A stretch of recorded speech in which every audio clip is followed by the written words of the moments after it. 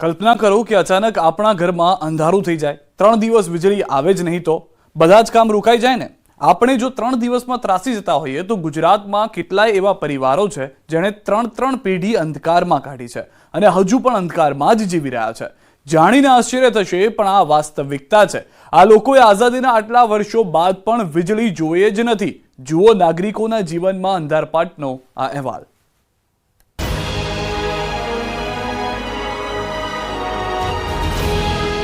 વર્ષોથી પ્રકાશની ઝંખના, અમે દીવામાં જીવીએ.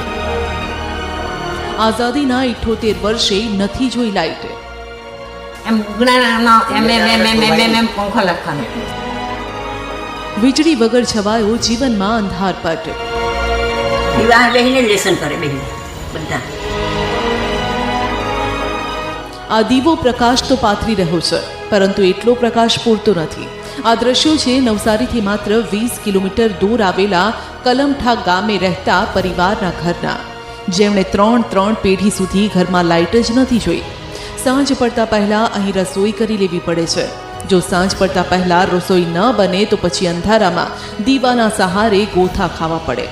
એમાંય જો દીવામાં તેલ ખૂટ્યું તો કંઈ જ બોલ્યા વગર ખાટલો શોધીને સૂઈ જવાનું. પછી અમે દીવામાં જીવીએ. જીવન પછી આ જે ફાઈ તે ગયું. આજે 50-60 દોહારા થઈ ગયા, મારો થઈ ગયા 40-45. હે પછી દોહાવાને ચાલી ગયા, અમે ચાલી ગયા, ત્રીજી પેઢી ચાલવાની. 80 વર્ષના દાદીમાની આંખોમાં આંસુને પણ જુઓ. આ આંસુ અમથા નથી આવ્યા. દાદીમાં એવું કહીને રડ્યા કે હાશ કોઈ તો તેમના સુધી પહોંચ્યું. શહેરનો માણસ વીજળી વગરના જીવનની કલ્પના પણ ન કરી શકે, પરંતુ આપણા ગુજરાતમાં એક ગામ એવું છે જ્યાં રહેતા કેટલાક લોકોનું જીવન હજુ પણ અંધકારમય છે. અમને જ્યારે આ વાતની જાણ થઈ તો અમારી ટીમ નીકળી ગઈ આ ગામમાં અને ગામના અંધારામાં રહેતા લોકોની સમસ્યાને જાણવા. દાવો છે કે આઝાદીના આટલા વર્ષો બાદ પણ આ વિસ્તારના 10 થી વધુ ઘરોમાં વીજળી જ નથી પહોંચી. શિયાળો હોય, ઉનાળો કે પછી ચોમાસું, કલમઠા ગામના લોકોનું જીવન અંધકારમય જ રહે છે. હવે તો ટીવી, ફ્રીજ, પંખા પણ આવી ગયા, પણ આ લોકોને શું કામના જો લાઇટ જ ન હોય તો? લાઈટ હોય તો પંખો હોય કે નહીં, તો પછી પંખામાં અમે ફૂંક મારીએ. ફૂંકથી જો પંખો ચાલતો હોય તો અમે પંખો લઈએ. અને તાપમાં ટપેલા આવ્યો હોય તો એમ ઉગણાનો એમ પંખો લખવાનો. હવે રોડ આવ્યો, હવે મરવાની તૈયારી, ત્યાં રોડ જોઈ જાય. ત્યાં લાઈટ આવતી હોય તો હવે મરવાની તૈયારી, લાઈટ જોઈ જાય.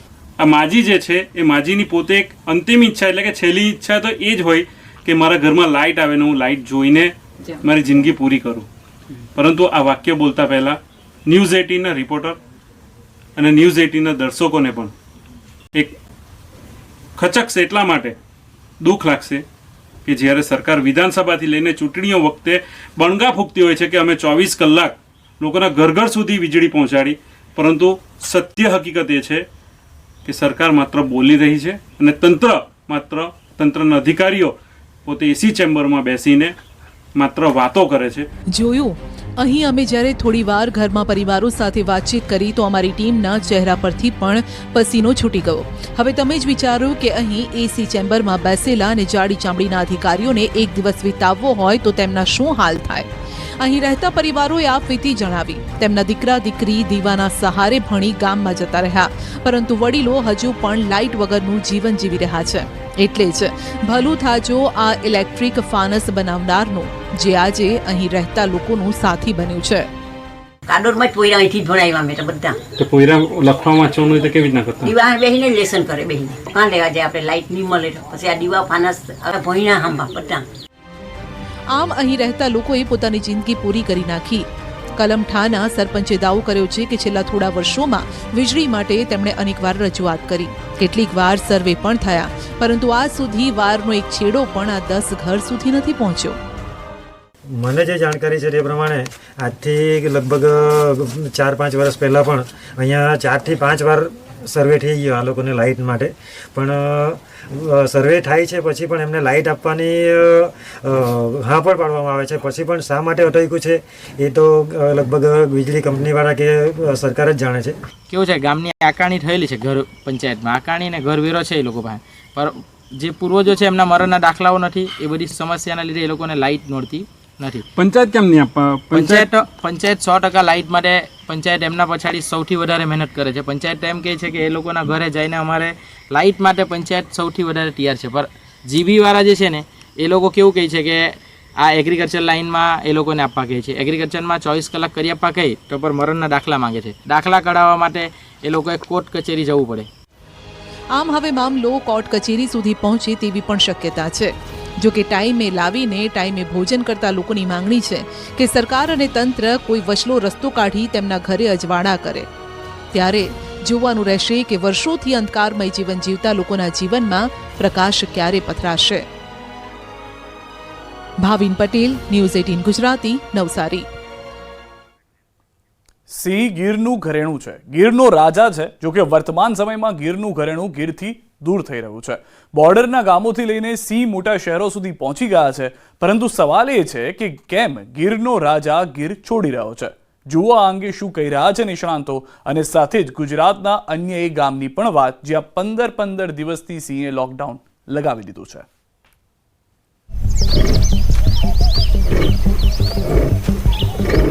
ગામ તરફ કેમ વળી રહ્યા છે ગીરના સિંહ?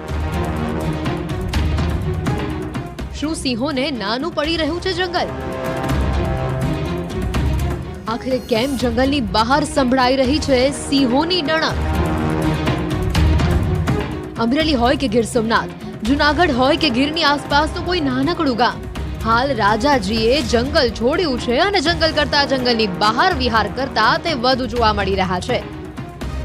ક્યારેક હાઈવે પર જંગલના રાજાની રોયલ એન્ટ્રી જોવા મળી રહી છે, ક્યારેક શ્વાન પર ગુસ્સો ઉતારતા જોવા મળી રહ્યા છે, ક્યારેક ખેતરોમાં આરામ ફરમાવતા કેમેરામાં કેદ થઈ રહ્યા છે, તો ક્યારેક સપરિવાર શિકારની મિજબાની માણતા દ્રશ્યો સામે આવી રહ્યા છે. જંગલ બહાર સિંહોની સતત હાજરી દૈનિક ધોરણે નોંધાઈ રહી છે. પણ આવું કેમ? આટલું મોટું જંગલ છોડીને માનવ વસાહતોમાં સિંહની દૈનિક હાજરી કેમ જોવા મળી રહી છે? આ સવાલોના જવાબ શોધવા જ અમે નિષ્ણાંતોની મુલાકાત પણ લીધી. નિષ્ણાંતો પાસેથી જવાબ મેળવીએ તે પહેલા એ ગામની વાત કરી લઈએ જ્યાં સિંહ આમ તો 12 માસ રહે છે. જો કે પહેલા રાજા રાત્રે જ ગામ કે ખેતરમાં લટાર મારતા, પણ હાલ તો દિવસે પણ ગમે ત્યારે આવી ચડે છે. આ છે કોડીનારનું છાછર ગામ. અહીં આ ખેડૂતો હાલ તો દિવસે ડરતા ડરતા માંડ ખેતરે પહોંચે છે. 8-10 ખેડૂતો સાથે હોય તો ખેતરે જવાય, બાકી ખેતરનું કામ પડ્યું રહે. એટલું જ નહીં, ગામમાં એટલો ભયનો માહોલ છે કે અહીંના ખેડૂતો દિવસે પોતાના માલઢોરને બહાર નથી કાઢતા. સ્થિતિ એટલે રાતની તો ઠીક, પણ દિવસનું અમારે બહુ મુશ્કેલ થાય. માલને પાણી પાવાય બહાર નથી કઢાતા, એવું બધી પોઝિશન છે. રાતે 8 વાગ્યામાં અમારે ઘરમાં વહી જવું પડે. વાડી વિસ્તારમાં રહી શું કરવું? આમ તો 7 વાગ્યામાં જ નીકળી જાય, પણ 8 વાગ્યા અમારે દરવાજા પેક કરી દેવા પડે. દાવો છે કે ખેતરે રહેતા 70 થી વધુ લોકો માટે હાલ લોકડાઉન જેવી સ્થિતિ છે. વાડી વિસ્તારમાં જો કે અત્યારે 70 થી 80 લોકો વાડી વિસ્તારમાં રહેણાંકવાળા છે. એ બધાને અત્યારે બહુ તકલીફ પડે છે, કારણ કે સાંજે 7-7:30 થાય તો એ લોકોને અંદર કરી જવું પડે છે ઘરમાં, પછી નીકળવામાં બીક લાગે છે. જો કે સારી વાત એ છે કે સિંહ માણસ પર હુમલો નથી કરતા.